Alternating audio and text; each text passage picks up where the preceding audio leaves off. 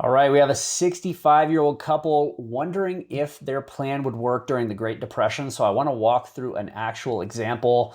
Usually I do these case studies in a short format on Instagram, but I wanted to actually share kind of the financial aspect inside of the software that goes kind of much beyond the 60-second case study that you typically see. So here, really, what we're looking at is a couple things. So first of all, we're looking at how much they can spend. This is what I talk about most of the time that I'm doing case studies is when we add up all of the income sources and our portfolio balance, how much are we safely able to spend each month? So you can see with a $3 million portfolio and about $8,000 a month of Social Security, they have about 16,000 a month in spending capacity, right?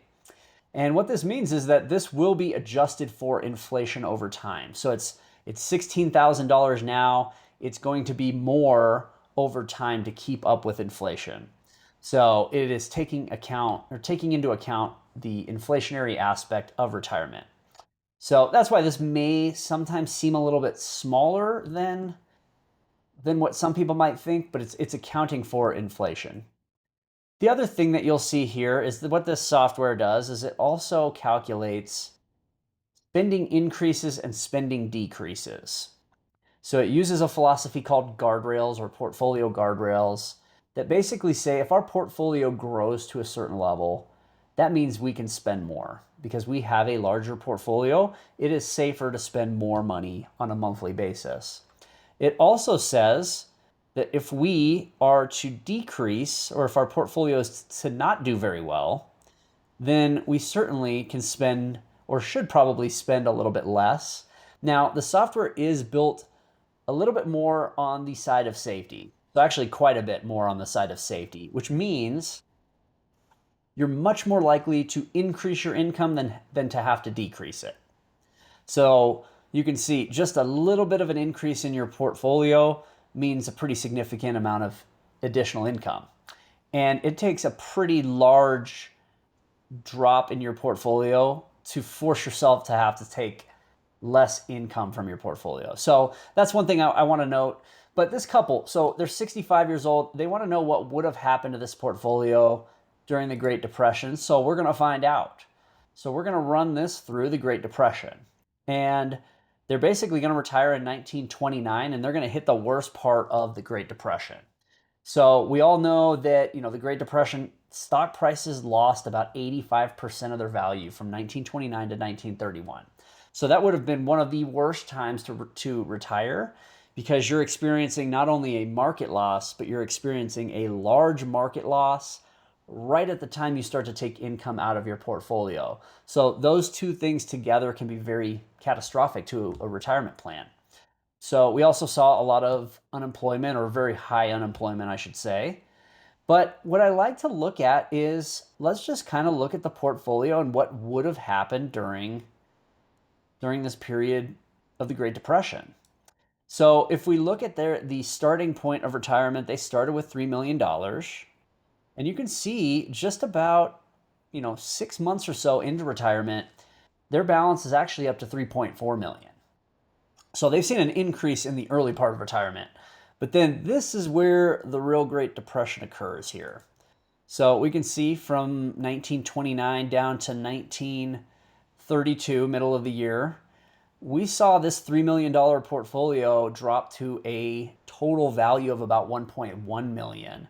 So we lost 60 or 70% of the value of this portfolio in the first 3 years of retirement.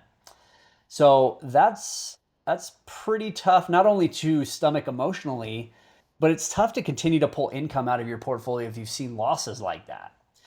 Now, I do want to note that if you look at what happened quickly after, so yes, that was a very painful couple of years, but you can see we saw a pretty quick recovery though. So just 3 or 4 years later, that portfolio had almost fully recovered. So, as tough as it is to experience the market drops, the market usually bounces back fairly quickly too if we can stay disciplined. So you can kind of see this is just the hypothetical balance of their portfolio over time. It is accounting for inflation. So just think of this here. anytime the portfolio, which is the blue line, anytime that blue line hits this green, it means we're going to increase our spending. If it ever hits the red, we're going to decrease our spending. So you can see during the Great Depression, we would have had to decrease our spending here in October 1931. We would have had to do it again in May of 1932. But then, just about 18 months later, we were able to increase that spending because we recovered, our portfolio recovered. And then again, another 2 years or so later, we increased again. Then we increased one more time. And you can see we didn't have any adjustments that we needed to make for quite a while during this period. So this is analyzing a 30-year period. So if we look up here, this is our income. And this is in real terms, but we knew we could spend about $16,000 a month.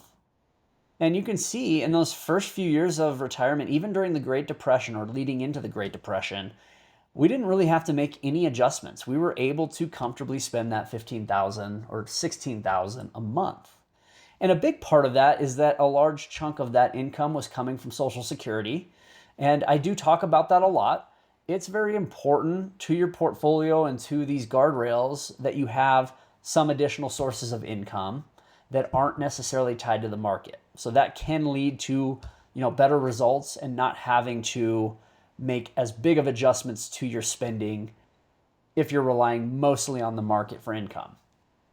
So, but we can see when we had lost about 60 or 70% of our portfolio, the software is saying we needed to take a spending cut at that point in time you can see, for about 8 months. And then we actually hit another guardrail. So because that portfolio was really in a free fall plummet, we actually had to make 2 spending adjustments during the Great Depression. And this is really where it bottoms out. So you can see we had to cut our spending from about $16,000 a month to about $13,600 a month. Now, in the grand scheme of things, if you look at your portfolio having lost 60 or 70% of its value and only having to take a pay cut of about 14%, that's actually a pretty successful retirement, in my opinion. So the spending reduction wasn't near as drastic as the portfolio loss. So that's huge. But you can see as the portfolio recovers, we're getting back to that level of spending that we were able to spend in the beginning of retirement.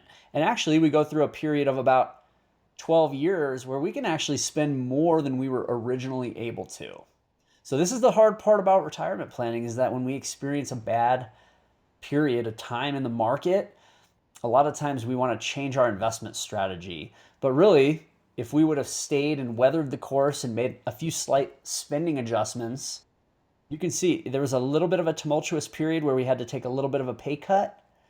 But 7 years into retirement, we're back actually able to spend more than we were able to spend in the start. Now, the other thing you'll see here is in 1948, there's a couple more spending reductions that are pretty slight. And that's primarily because if we look at 1940, right about here, you can see from 1940 to 47 or 48, there really wasn't a whole lot of market growth that we saw while taking income. And then you can see we actually started to deplete our portfolio here in 1946. So the market must not have done very well during that time period. And so you can kind of see our portfolio took a big dip and we hit this lower guardrail twice. So the software says we needed to reduce our spending. Now, one thing I think is important to note is that this is a 65-year-old couple. So 20 years into their retirement, if they're hitting another guardrail that says we need to reduce what we're spending, we might not actually have to reduce what we're spending because at that point they're 85 years old. So they may not need to make any drastic spending cuts. The other thing is they may actually be spending less than they were in the beginning part of retirement. So that's another thing we can factor in. We also can kind of look at, we look at our life expectancy. We look at what we're actually spending. And we kind of look at our legacy wishes at that point in time.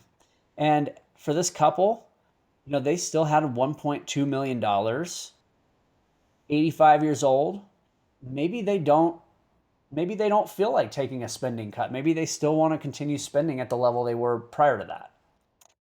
So they can make that decision because you can kind of see at the end of 30 years when they're 95, there's still about $1.6 million in inflation adjusted value, which means that there's actually about $3 million still in their portfolio. So if we kind of look at this plan on that level, we basically maintained our principal. We did have to cut our spending a little bit, but we were able to provide income for 30 years and still have essentially the same real value in our investment account as we were at the beginning of retirement. We just essentially lost some value to inflation over time. So that's another way to kind of look at it. But I wanted to just kind of walk this through or walk people through this example. I just wanted to walk people through this example because it shows you that even through one of the worst periods of time, just a few small adjustments actually allowed you to weather that storm. And we all think of the Great Depression as probably one of the worst time periods to retire. So to see that this couple really was able to spend 16,000 a month and really never dip below about 13,000 a month, even during the Great Depression and still having money left over, just shows that if you properly manage your portfolio and you have some adjustments that can be made if the market does better or worse than expected, you really can control the outcome of retirement. So let me know what you guys thought about this video. I may do some more long form content like this. It is a little bit easier than squeezing everything into a 60-second video. So I would love to hear your thoughts. Let me know if you'd like to see more videos like this, and let me know of any topics that you'd like me to address in greater detail.